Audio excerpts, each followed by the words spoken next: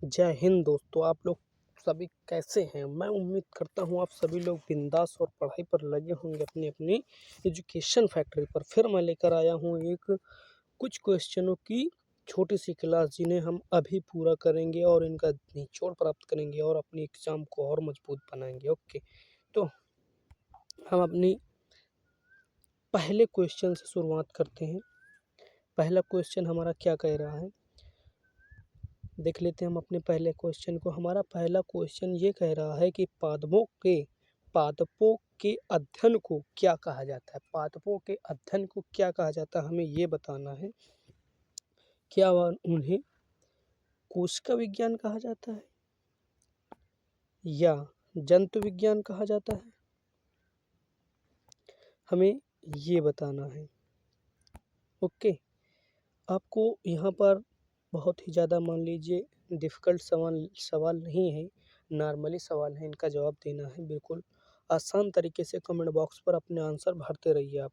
देखिए, पादपों के अध्ययन को पादप विज्ञान कहा जाता है। ओके, यहाँ पर हमारा चौथा आंसर बिल्कुल राइट होगा। आगे बढ़ते हैं।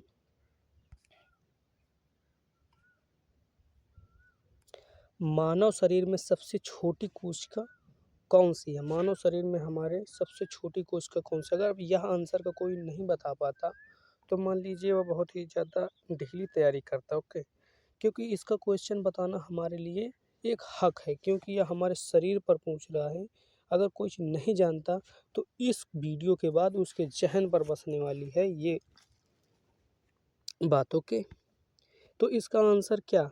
देखिए, ये माइकोप्लाज्मा जो होती है, ये विश्व स्तर पर कोशिका है। सबसे छोटी कोशिका माइकोप्लाज्मा विश्व स्तर पर। ओके, और सबसे बड़ी कोशिका विश्व स्तर पर क्या है?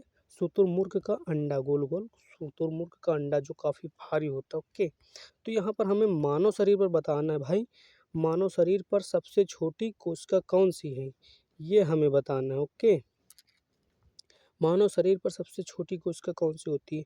सबसे छोटी कोशिका हमारी जिसे कहते हैं शुक्राणु। शुक्राणु को अंग्रेजी में स्पर्म कहते हैं। क्या कहते हैं? अंग्रेजी में स्पर्म्स कहते हैं इसको। शुक्राणु मानव शरीर की सबसे छोटी कोशिका होती है। ओके, और मानव शरीर की सबसे बड़ी कोशिका जो होती है वो तंत्रिका कोशिका होती है, वो सॉरी लंबी कोशिका। ठीक है, आगे बढ़ते हैं। जीवाणु की खोज किसने की? देखिए, जीवाणु की खोज किसने की? ये थियोफ्रस्टस जो थे, ये वनस्पति विज्ञान के जनक थे। कौन? थियोफ्रस्टस जो थे, ये वनस्पति विज्ञान के जनक थे। ठीक है, इनका तो कोई ताल्लुकात नहीं है भाई। हाँ, इनको हटा दीजिए आप। जो थियोफ्रस्टस थे, ये जीवाणु की खोज नहीं की। अरस्तु, ये भी ना है भाई। डिसऑर्डिन, ये भी ना है। ठीक है, तो कौन है?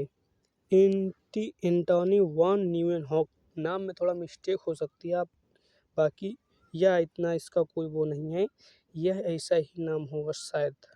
ओके, मैं आपको बता दूंगा क्लियर करके।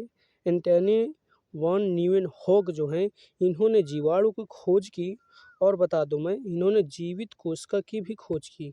एंटोनी न्यूएनहॉक ने जीवित कोशिका की भी खोज की, और पहली कोशिका की खोज रॉबर्ट हुक ने की, और वो कोशिका कहते हैं जीवित कोशिका नहीं थी। तो जीवित कोशिका की खोज इन्होंने की, एंटोनी वॉन न्यूएनहॉक ने। आगे बढ़ते हैं। देखिए, कोशिका कोशिका की सबसे बाहरी परत कौन सी होती है? कोशिका की हमें ये बताना, सबसे बाहरी परत कौन सी होती है? कोशिका की सबसे बाहरी परत क्या कोशिका झिल्ली होती है, या कोशिका भित्ति होती है, या जीव द्रव्य होता है, या केंद्रक होता है? देखिए, मैं बताता हूँ। कोशिका मान लीजिए ये कोशिका है, यहाँ पर बीचों बीच में एक केंद्रक होता है। ओके, हाँ, एक और होती है जो कट मार के होती है, ऐसे करके है, इसके बगल से कट मार के होती है।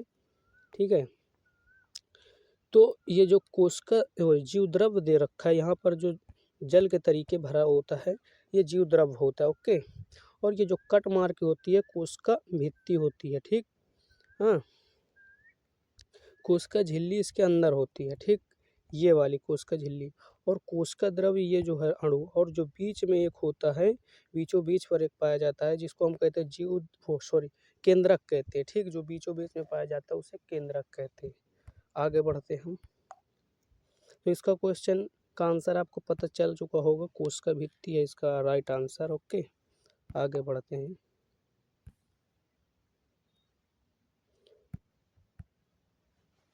देखिए,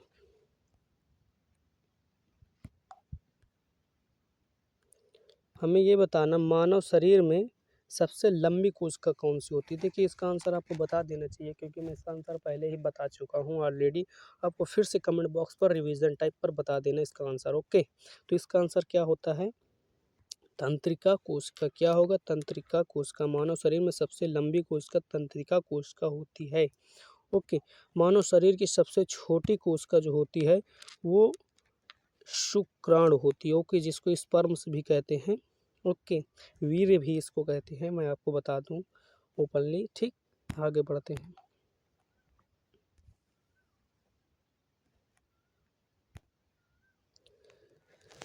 कोशिका के अध्ययन को क्या कहा जाता है, कोशिका के अध्ययन को क्या कहा जाता है, कोशिका विज्ञान कहा जाता है। ओके, कोशिका के अध्ययन को क्या कहा जाता है, कोशिका विज्ञान कहा जाता है। इसको अंग्रेजी में कहते हैं साइटोलॉजी कहते हैं। ओके, अगर हिंदी में थोड़ा कभी कभी होता है कि आदमी को कम समझ में आता है तो अंग्रेजी में ज़्यादा समझ में आ जाए, तो इसको क्या कहते हैं, साइटोलॉजी कहते हैं। ओके, आगे बढ़ते हैं।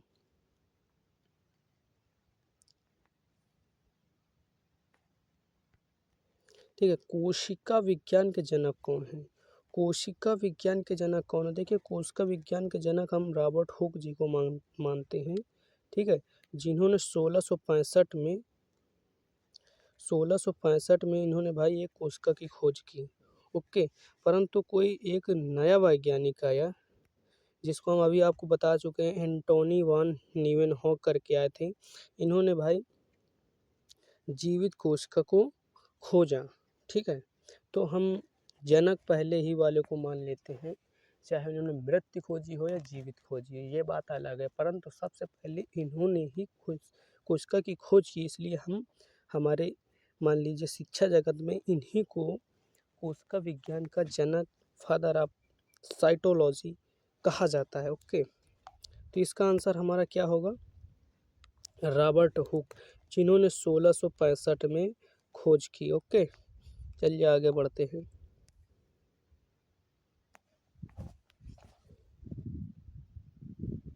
देखिए, कोशिका शब्द का प्रयोग सर्वप्रथम किसने किया, आपको बताना कोशिका शब्द का सर्वप्रथम प्रयोग किसने किया। मैं बता दूं, कोशिका जो होती है, जो रॉबर्ट हुक जी थे, कोशिका की जो खोज करता थे पहले रॉबर्ट हुक जी ने, उन्होंने कार्क के पतले कटे हुए टुकड़े को अपने स्वयं के बनाए सूक्ष्मदर्शी यानी इनकी स्वयं की बनाई हुई सूक्ष्मदर्शी भी थी, ओके, से देखा कि उसमें देखा कि छोटे छोटे कक्षों में, जैसा उन्होंने पाया इन कक्षों में उन्हें एक सेल मान लीजिए मिला। उन्होंने उस कक्ष को एक सेल नाम दिया, ठीक है, जिसका अर्थ लैटिन भाषा में होता है, जिसका अर्थ लैटिन भाषा में क्या होता है, कमरा होता है, छोटा कमरा होता है। बात वो अलग है कि इन्होंने, देखिए, बार बार इनकी तौहीन करना गलत बात है कि भाई इन्होंने मृत्यु कोशिका खोज की, परंतु फादर ऑफ साइटोलॉजी हैं ये, चाहे बाद में एंटोनी वान लीeuwenhoek ने की हो या किसी और ने की हो। ओके, तो इसका आंसर हमारा रॉबर्ट हुक हो जाएगा। Okay, right answer Robert Hooke होगा। आगे बढ़ते हैं। जंतु विज्ञान के जनक किसे कहा जाता है, जंतु विज्ञान के जनक किसे कहा जाता है, ये हमें बताना है। ओके, देखिए, ये थियोफ्रस्टस मैंने पहले ही बता चुका हूँ।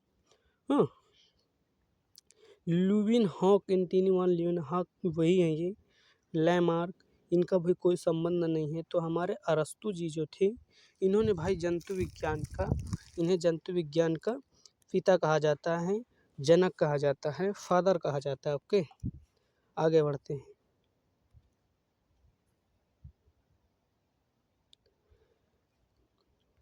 ये यहाँ पर द्वि लिखा गया है, दी लिख गया है, सॉरी, यहाँ पर द्वि है, आप इसे सुधार लीजिए।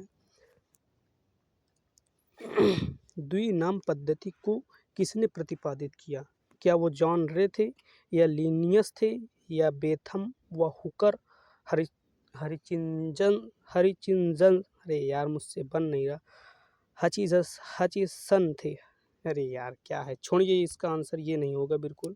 ओके, और बेथम हुकर ये भी नहीं है। इसके आंसर जो हो लिनियस जी थे।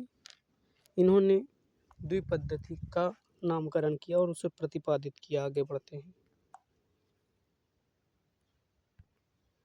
5 जगत वर्गीकरण का किसने प्रतिपादन किया? 5 जगत, जो 5 जगत वर्गीकरण का हमारा दौर था, उसका प्रतिपादन किसने किया, ये हमें बताना है। ओके, 5 जगत वर्गीकरण का प्रतिपादन करने वाले वी टेकर थे। कौन थे? वी टेकर थे। ओके, इसका आंसर कौन है? वी टेकर थे इसका आंसर, 5 जगत का जिन्होंने प्रतिपादन किया। ओके, आगे बढ़ते हैं। देखिए, वनस्पति विज्ञान, ओके, यह भी एक विज्ञान की शाखा है। इसके भी अलग फादर ऑफ वनस्पति विज्ञान के थे। इन्हें हमें बताना है कौन थे, ये हमें बताना है।